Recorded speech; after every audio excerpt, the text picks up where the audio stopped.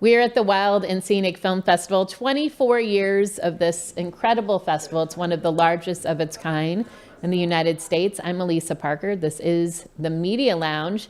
We've been connecting with extraordinary filmmakers and people featured in the film all weekend long. We're going to be here through this evening, so come on down. So we have a local here with us, which is one of the wonderful parts of this festival. People come from all over the world, but also our community is so rich with creative, amazing people like Michael Wier here, who the film is called Native to the Klamath.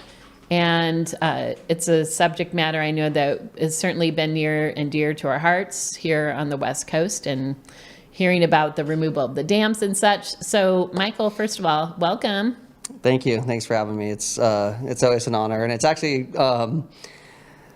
talk about full circle. The first time I ever came to Nevada City was I had a film in the film festival, and I was living up in Tahoe at the time. And so that was the first time I ever came down here. And here I am 15 plus years later. No way. Living here in this community and have another film in the festival. And That's so amazing. What was the film? It was the McCallamy Wild and Scenic. Okay. I worked with the Foothill Conservancy and Cal Trout, which actually led to my job with Cal Trout now, and Trout Unlimited. And we did a film about stopping the East Bay Mud was proposing to raise the dam at Party Reservoir, which would have flooded another 3.5 to 4 miles of the McCallamy River. And so we were pushing back against that. And then also through that campaign, we stopped that. Which the movie played a big part in. And then we also secured a wild and scenic designation for the remaining 37 miles of free-flowing river, which was really on the heels of the work that Circle kind of set the precedence for here on the Yuba River. That's amazing. And now that you're living here, you're actually doing work with Circle. Yeah, we are. Talk about, again, full circle. Full circle. We are doing some salmon restoration work on our property on Lower Deer Creek, and have partnered with Circle on that work and California Trout. And we just submitted a grant to WCB this week for that restoration project. That's incredible. And this festival has been known. I've connected with several people and they've said, I think I'm going to move here. And they actually have. So we've had some really wonderful people come like yourself. So it's good to have you here. You've been here for a couple of years now. And then the other area that you bring up too is the storytelling is so essential as a tool to help create the change that we want to see in the world. Like, we have to see it and we have to know what's going on. I mean, nowadays too, films are expanding and creating social impact toolkits along with them, which is a whole other topic of discussion. But here we are with the Klamath River. This film does such a beautiful job of capturing the people who are connected to that directly, some of the tribal members there, and also just to know what's happening right now since the 4 dams have been removed. So give us a synopsis of what this experience has been like for you, and what's happening now with the river, the Klamath.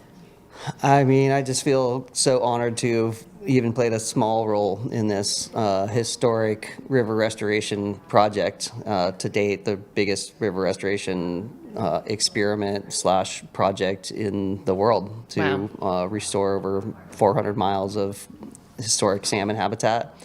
Also, I believe one of the biggest social justice wins we've had in America in a long time, reconnecting the Klamath tribes with their right to fish for salmon in perpetuity and with their resource.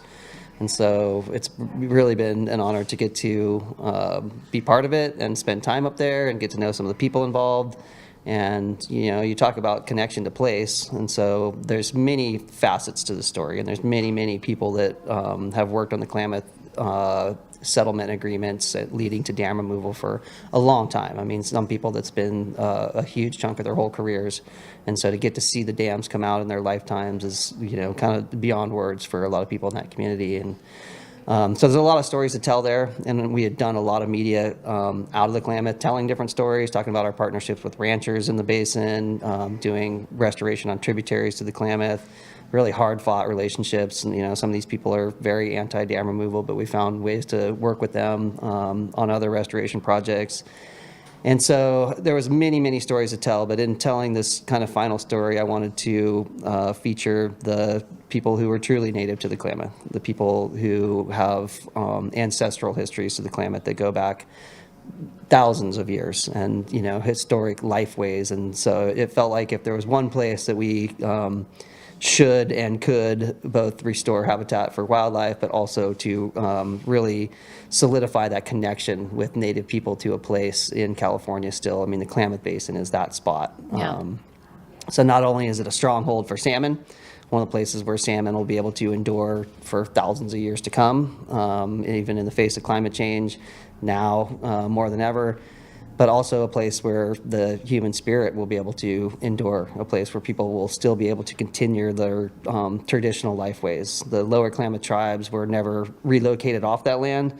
When it came to the Indian wars and genocide, and a lot of Indians were moved off their ancestral lands and put into reservations in other places. And the Klamath tribes fought hard for a long time, but they ended up signing a treaty, and in those treaties they were granted that area as their reservation. They just said, here's your spot, stay here. And so those lifeways, that connection to the river was never broken for them. And that's really rare and really special. And so again, I just wanted to give them a platform to be able to kind of talk about their story. And I've got the opportunity to meet some of these people over the years and, create some friendships and have, that trust to be able to just talk to them on a person-to-person level and have them be able to share their stories. And so it's, was really about just helping share some of their stories out of the basin. You do such a beautiful job doing that.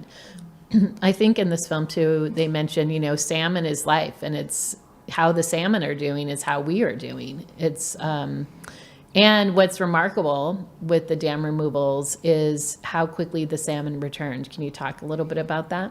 Yeah. So in addition to filmmaking is just part of my job, but I actually work full time for California Trout. We had the people, I've stand on the shoulders of people ahead of me, like Curtis Knight and others that have been in the room in these negotiations way before dam removal was even an option. We came to the table to advocate for wild fish in the Klamath Basin and figure out solutions in the basin that would be the best thing for wild fish and continue to be a salmon stronghold in perpetuity. And through those negotiations, dam removal came up and rose to the top as a preferred alternative. And even after that, it was close to 20 years of negotiations and stakeholder groups getting to that point. And so the role that Cal Trout is currently playing in the basin, in addition to the restoration we're doing on tributaries in the main stem, is we're actually leading the monitoring efforts post-dam removal. And so as part of that, we have a sonar camera that we put in the river. And so even during high turbidity events, so when the river's muddy, both from the dam removal and naturally when it rains, a lot of silt comes through, we can count the fish that come up the river. And so literally within days of pulling that coffer removal, which kind of signified volitional fish passage for fish, they dug out the last bit of earthen dam and fish could shoot up there by themselves. And literally within days, we got our first hits. Wow. And within weeks, hundreds of salmon. Within a month, thousands of salmon. Within a couple months, 6,000 salmon.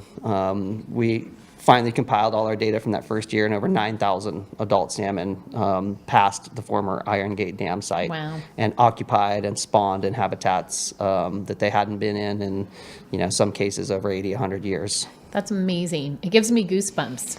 I mean, nature is so resilient. And so there have been so many wonderful films featured, including this one, that really highlight, co-thriving, rewilding, like all these elements of like having a pause and support. And it's in the natural instinct is, it knows what to do.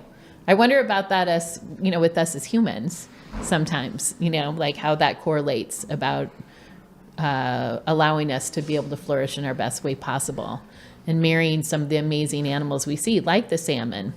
And real quick too, removing the dams, have they seen any impact about water source or what this means for the communities?